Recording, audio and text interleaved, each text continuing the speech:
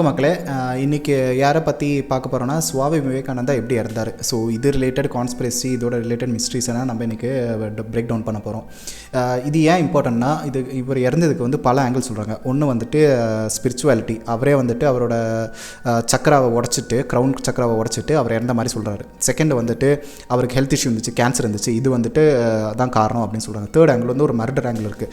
Britishers வந்து இன்டைரக்டாக target பண்ணார் அவர், அப்படியே ஒரு டார்கெட்டை ஒரு மர்டர் ஆங்கிளும் இருக்குது. இதுதான் நம்ம இன்றைக்கி செக் பண்ண போகிறோம். ஸோ வெல்கம் டு சொல்லுவே இல்லை மிஸ்ட்ரி கைஸ். இப்போ சுவாமி விவேகானந்தா பார்த்தா அவரை பற்றி நம்மளுக்கு எல்லாம் தெரியும். ஒரு மகான், இந்தியாவை வந்து ப்ரௌடாக்குன ஒரு மனுஷன். இப்போது இவரோட இறந்ததுக்கு காரணம் ஏன் வந்து இவ்வளோ கான்ஸ்பிரசியாக இருக்குன்னா, இவர் வந்து 40 வயசுக்கு முன்னாடியே இறந்துருவாருன்னு இவரே சொல்லியிருக்காரு அவங்க டிசபிள்ஸ்கிட்ட.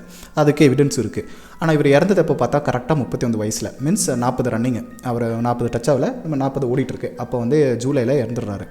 அப்போ இந்த இறக்குறது இதுதான் அவரோட பிரச்சனை இருக்குது. ஏன்னா இவர் ஆல்ரெடி சொல்லிட்டு போயிருக்காரு, அதே மாதிரி 40 முன்னாடி இறந்துருக்காரு. அப்போ வந்து என்ன பார்த்தீங்கன்னா, இப்போ நான் சொன்ன மாதிரி 3 ஆங்கிள் இருக்குது. இப்போ வந்து நம்ம மர்டர் ஆங்கிள் பார்த்தீங்கன்னா, இப்போ ஏன் இது மர்டர் ஆங்கிளில் வந்துட்டு சான்சஸ் கம்மி இருந்தாலும் சான்ஸ் கம்மி. ஏன்னா பிரிட்டிஷர்ஸ் வந்து இவருக்கு ரெஸ்பெக்ட் தந்து தான் இருந்தார், ரெஸ்பெக்ட் தரல அப்படியெல்லாம் இல்லை. ஆனால் என்ன ஆச்சுன்னா, பிரிட்டிஷர்ஸில் வந்துட்டு இவர் என்ன பண்ணுறாருன்னா, இவர் இந்த சொசைட்டிக்கு வந்து இந்த யோகா ஸ்பிரிச்சுவாலிட்டிலாம் சொல்லி கொடுத்துட்ருக்காரு. அப்போ இந்த சொல்லி கொடுத்துருக்குறோம் என்னன்னா, மக்கள் வந்து இன்னும் பாண்ட் ஆயிருக்கு. இப்போ வந்து டிஃப்ரெண்ட் கல்ச்சர், இப்போ கேரளாவில் இருக்கிறாலும், ஆந்திராவில் இருக்கிறாலும், தமிழ்நாட்டில் இருக்கிறாலும், இப்போ விவேகானந்தா வந்துட்டு அவரை மொத்தமாக சேர்த்து கொண்டு வந்திருந்தார். அப்போ இந்த பிரச்சனை என்ன, அந்த காலத்தில் என்ன நடக்குதுன்னா, மக்களுக்கு ஒரு யூனிட்டி வந்துட்டுருக்கு. இப்போ மக்களுக்குள்ள யூனிட்டி வந்துச்சுன்னா, இந்த ஒரு இடத்துல பிரிட்டிஷ் என்ன பண்ணாங்க, ஒரு இடத்துல ஒரு டாட்டிக்ஸ் போட்டு தானே அவங்கள கண்ட்ரோல் பண்ணியிருந்தாங்க. இப்போ வந்து மக்கள் கூட்டம் மொத்த மக்களுக்கு ஒரு டாட்டிக்ஸ் போட வேண்டியதாக இருக்கும், அது கஷ்டம். அப்போ அந்த ஆங்கிளில் வந்துட்டு ஒரு பிரிட்டிஷோட இது இருந்துச்சு. ஆனால் வந்து அது வந்து டேட்டாவும் கான்ஸ்பிரசியாக தான் இருக்குது, எந்த ப்ரூஃபும் இல்லை. யார் வந்து அதை சப்போர்ட் பண்ண டிசிபிள்ஸும் அது வந்துட்டு அவ்வளோ சான்சஸ் இருக்குது அப்படின்னு சொல்லலை. செகண்ட் வந்து ஹெல்த் இஷ்யூஸு. இவருக்கு வந்து ஹெல்த் இஷ்யூ இருந்துச்சு, டயபெட்டிஸு, அந்த மாதிரி ஆஸ்மா, அந்த மாதிரி இஷ்யூஸ் இருந்துச்சு. அப்போ வந்துட்டு இந்த ஆங்கிலையும் பார்க்குறோம். ஆனால் வந்து டாக்டர்ஸே வந்துட்டு இது வந்து இதனால் இல்லை அப்படின்னு சொல்லியிருக்காரு. இது நம்ம ஃப்யூச்சர் வீடியோவில் பார்ப்போம், ஏன்னா இந்த வீடியோட எண்டில் பார்ப்போம் டாக்டர்ஸ் என்ன சொன்னாங்க அப்படின்னு. தேர்ட் வந்து என்ன சொல்கிறாங்க, இவர் வந்து அவரோட சஹஸ்ர சக்கராவை உடச்சிட்டு அவர் வந்து இந்த உலகம் யூனிவர்ஸ்லேயே வந்துட்டு போய் மெர்ஜ் ஆகிட்டார் அப்படின்னு சொல்கிறாரு. அப்போ வந்து ஸ்பிரிச்சுவல் ஆங்கிளில் இது ஒரு பாசிபிலிட்டி தான். இது வந்துட்டு யோகிங்கெல்லாம் பண்ணுறது அப்படின்னு ஒரு பாசிபிலிட்டி தான். இப்போ வந்து யோகினா இப்போ 100 வருஷம் யோகா பண்ணிருப்பாரு. இப்போ ஒரு 1000 வருஷம் முடிஞ்சு ஏன் அவர் இல்லைனா, எப்படி இறந்துருவார், சாப்பாடு இல்லாமல் இறந்துருவார்? இல்லை, அவரை வந்துட்டு எப்போ அவருக்கு முடியலையோ, எப்போ அவர் ரெடியோ இந்த கான்ஷியஸோட சேர்றதுக்கு, அப்போ வந்துட்டு அந்த சஹஸ்ர சக்கரை உடச்சி அவங்க வந்து அந்த யூனிவர்ஸோட போய் சேர்ந்துருவாங்க. கான்ஷியஸஸ், ஹையர் கான்ஷியஸஸ் அப்படி சொல்லுவாங்க, அதோட போய் சேருவாங்க. அது வந்து நடக்கிறது தான், யோகேஸ் நடக்கிறது தான். அது நிறைய ரிப்போர்ட்ஸும் இருக்குது. இப்போது என்ன பிரச்சனை ஆச்சுன்னா, 1902 இவர் இறந்துடுறாரு, கரெக்டாக 35 வயசில் நான் சொன்ன மாதிரி. அப்போ என்ன நடந்திருக்குன்னா, 7 மணி அப்போது இவர் வந்து அவரோட ரூமில் போயிருக்காரு. 9 மணி அளவுக்கு இவங்க போய் பார்க்கும்போது வந்து இவர் இறந்து கிடக்கிறாரு. எந்த அன்யூஷுவலாக இது இல்லை, நார்மலாக இப்போ ஸ்லீப் பொசிஷன்லேயே இறந்துருக்காரு. ஆனால் வந்து மூக்களையும் வாயிலையும் கொஞ்சம் ரத்தம் வந்த மாதிரி இருக்குது. உடனே வந்து எல்லாரையும் இன்ஃபார்ம் பண்ணுறாங்க, டாக்டரில் வந்து பார்க்குறாங்க. போஸ்ட்மார்ட்டம் பண்ணல. ஆனால் வந்து டாக்டர் செக் பண்ணும்போது, லேட்டர் செக் பண்ணும்போது என்ன புரிஞ்சிச்சுன்னா, இவரோட பிரெயினில் வந்து நர்வ்ஸும் வெயின்ஸும் வந்து வெடிஞ்சு பிரெயினுக்கு இருக்குள்ளார வந்து ப்ளீடிங் நடந்திருக்கு. இது கண்டுபிடிச்சிருக்காரு. அப்போ வந்து இவரோட இருக்கிற ஹெல்த் இஷ்யூஸ், இந்த டயபெட்டிஸு, இந்த ஆஸ்மா, இது ரிலேட்டட் வந்து ரொம்ப சான்சஸ் கம்மி. இப்போ ஆஸ்மா இல்லைனா உங்களுக்கு மூக்கில் வந்து வெடிஞ்சு வரலாம். ஆனால் இவங்க வந்து மூக்கில் ரத்தம் வந்திருக்கு, ஆனால் பிரெயின் லெவல் பார்க்கும் பிரெயினில் நர்வ்ஸ் வெடிஞ்சிருக்கு. அப்போ இதுதான் பிரச்சனையாக இருக்குது. அப்போ டாக்டர் சொல்லுவாங்க, வெடிஞ்சிருக்கு, ஏன் வெடிஞ்சிருக்கு நமக்கு சொல்ல, இது நார்மல் ஹார்ட் அட்டாக் இல்லை அப்படின்னு சொன்னார்.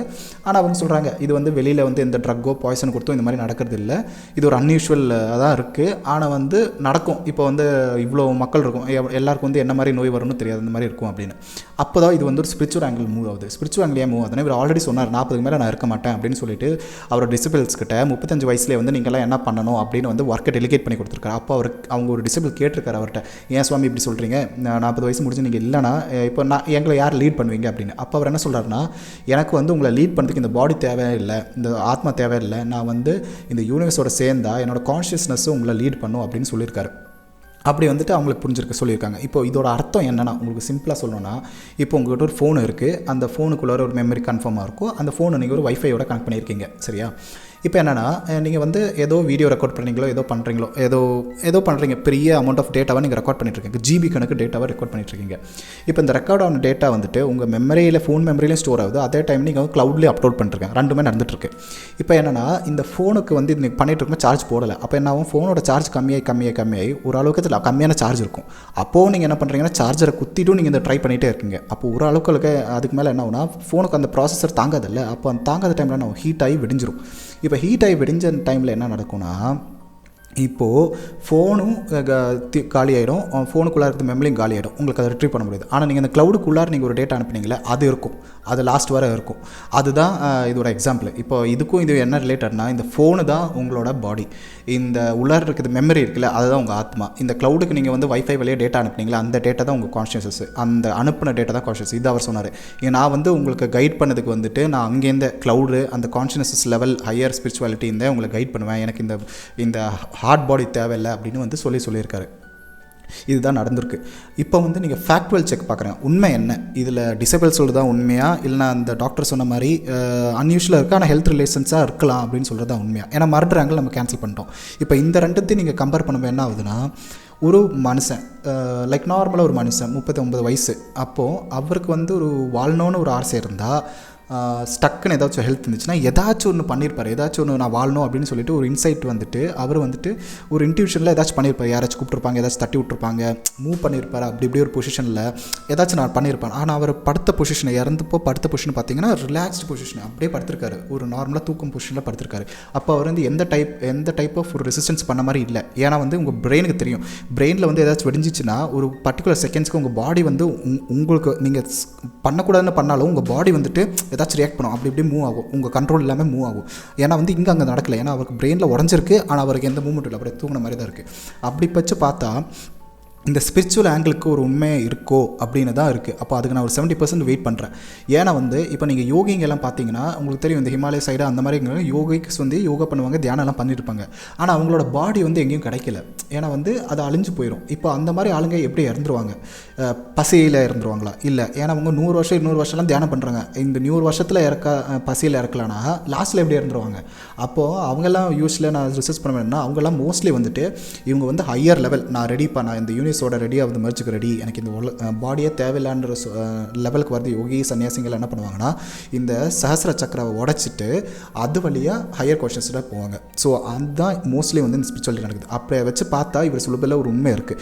ஏன்னா வந்து நம்ம இப்போ நியூ ஜென்ரேஷனில் வந்துட்டு சோஷியல் மீடியா, டேட்டா, இன்ஃபர்மேஷன் அப்படின்னு சொல்லிட்டு வாழ்ந்துட்டுருக்கோம். நம்மள முன்னோர்களை வந்து இந்த யோகா தியானம் எல்லாம் ஃபாலோ பண்ணும்போது அதுக்கு ஒரு இன்ஃபர்மேஷன், இந்த வேதாலெல்லாம் ஒரு இன்ஃபர்மேஷன் இருக்குது, அது வந்து நிறைய பேர் நம்மளுக்கு தெரில.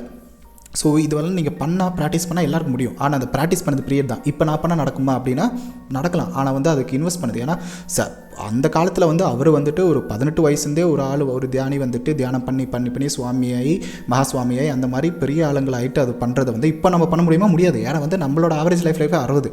இப்போ எனக்கு ஒரு 30 வயசு ஆச்சுன்னா நான் 60 வயசுக்குள்ளே முடிஞ்சிடும். அப்போ இந்த 30 வருஷத்தில் நான் அந்த லெவலில் ஆக முடியாது. ஸோ அந்த லெவலில் பார்த்தீங்கன்னா நம்மளுக்கு இது ப்ரூவும் பண்ணதுக்கு ரொம்ப கஷ்டம். அதனால் வச்சு பார்த்தா இந்த ஸ்பிரிச்சுவாலிட்டியில் உண்மை இருக்குது மாதிரி தான் இருக்குங்க.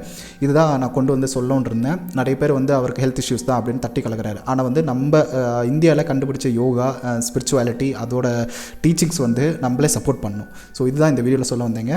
ஸோ அடுத்த வீடியோவில் நம்ம இன்னொரு மிஸ்ட்ரியை வந்து பிரேக் டவுன் பண்ணலாம். அதுவரை நந்து சைனிங் ஆஃப். தேங்க்யூ.